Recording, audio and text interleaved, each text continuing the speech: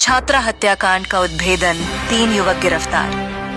नमस्कार, आप देख रहे हैं डिजिटल इंडिया न्यूज में हूँ आपके साथ सोनाक्षी। मैनाटांड थाना क्षेत्र के एक गांव की छात्रा के हत्या के मामले का पुलिस ने 24 घंटे के अंदर उद्भेदन कर लिया है। छात्रा हत्याकांड में पुलिस ने 3 युवकों को गिरफ्तार किया है।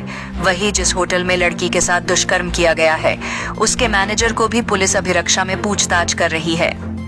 एसपी डॉक्टर शौर्य सुमन ने जानकारी देते हुए बताया कि मैनाटांड थाना क्षेत्र के एक गांव से नाबालिग लड़की विगत 19 जून के अपराह्न कंप्यूटर क्लास करने के बहाने घर से निकली। लड़की कंप्यूटर क्लास नहीं जाकर अपने 2 दोस्तों के साथ नरकटियागंज पहुंच गई। वहां के एक स्थानीय होटल में एक कमरा बुक कर दोस्तों के साथ शारीरिक संबंध भी बनाया।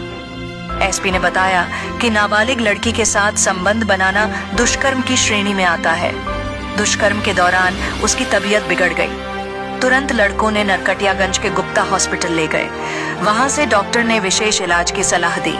लड़की को फिर डॉक्टर रवि रंजन के पास ले जाया गया, जहां पर अन्यत्र इलाज कराने की सलाह दी गई। उसके बाद उन्हीं लड़कों के द्वारा एम्बुलेंस से बेतिया गवर्नमेंट मेडिकल कॉलेज में भर्ती कराया गया, जहां इलाज के क्रम में उसकी मृत्यु हो गई।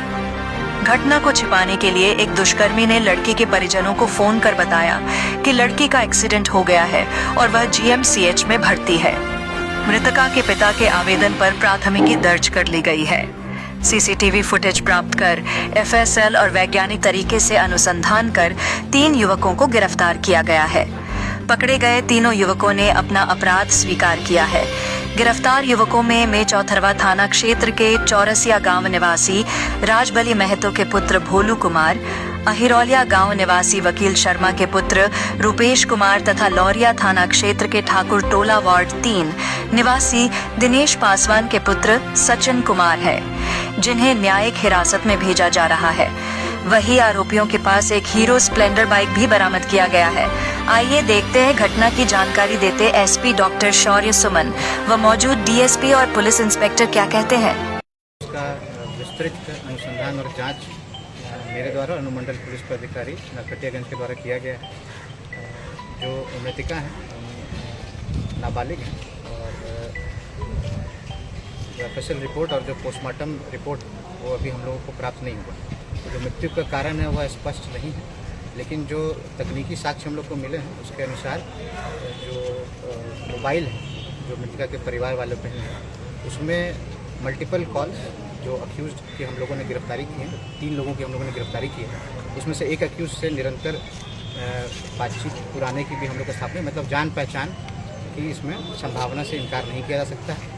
और साथ में ही अपनी मर्जी से वो यहाँ से गई है। और उसके बाद एक होटल की यहाँ पे बात आती है, होटल में पहुँचे हैं और उस होटल में जो वीडियो साक्ष्य उसको हम लोग ढूंढने में लगे हैं। जो होटल मालिक उसको गिरफ्तार किया गया है, उसका बयान लिया गया है। तो उसके द्वारा भी बताया गया है कि 2 लोगों के साथ वहाँ पे जो बच्ची है उसका मूवमेंट था, साथ में वहाँ पे वो गई। उसके बाद कुछ जो दुष्कर्म है इनके द्वारा किया गया और उसके बाद जो बच्ची है उसकी सामूहिक रेप की बात नहीं है, क्योंकि सारा कुछ क्लियर है ना। आपको सीसीटीवी में भी जो गुप्ता अस्पताल है नरकटियागंज तो दुष्कर्म से सामूहिक रेप, तो उसमें हम लोगों को जो साक्ष्य मिला है तो वो जो 2 लड़के हैं और जो लड़की वो होटल में गए हैं, जिसका वीडियो साक्ष्य हम लोग जो डिलीट कर दिया गया है होटल वालों के द्वारा, जिसको गिरफ्तार किया गया, उसको हम लोग एफएसएल भेज के उसको रिट्रीव करने का प्रयास करेंगे। लेकिन गुप्ता अस्पताल जो है उसका सीसीटीवी हम लोग को प्राप्त हुआ, उसमें 2 लड़कों के साथ वो लड़की आपको वहाँ पे जाते दिख रही है। तबियत बिगड़ने के बाद डॉक्टर रवि रंजन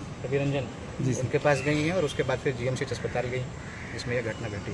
अब जब पोस्टमार्टम रिपोर्ट आपको प्राप्त होगा तब मैं इस संबंध में बता पाऊँगा कि ये रेप है कि नहीं है।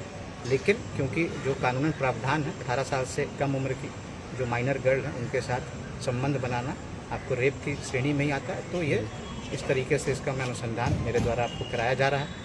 और जो 3 अपराधकर्मी हैं, भोलू कुमार हैं, रूपेश कुमार, भोलू कुमार आपको चौतरवा के हैं और ये रूपेश कुमार हैं और सचिन कुमार आपको लौरिया की।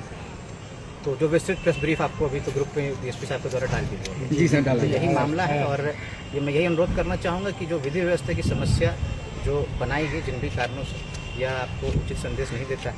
और क्योंकि जब से मैंने यहाँ पे ज्वाइन किया, एक क्राइम के एक केस को मेरे द्वारा कम देखा जाता है, तो सारा डिटेक्शन हम लोग करते हैं। तो पुलिस पर विश्वास रखना चाहिए। और अभी तक जो मृतिका हैं उनको अंतिम संस्कार भी नहीं किया गया है। वो परिजनों से मेरी बात हुई तो शांति व्यवस्था बना के रखा जाए, लोधा संस्कार तुरंत आपको वृद्धा संस्कार है उसको किया जाए। हम लोग अनुसंधान कर रहे हैं, अन्य बिंदुओं पर भी जाँच कर रहे हैं और जैसे जैसे चीज़ें निकल के आएंगी हम जो मृतिका के परिवार वाले हैं उनसे इसको साझा कर रहे हैं। जी, थैंक यू सर।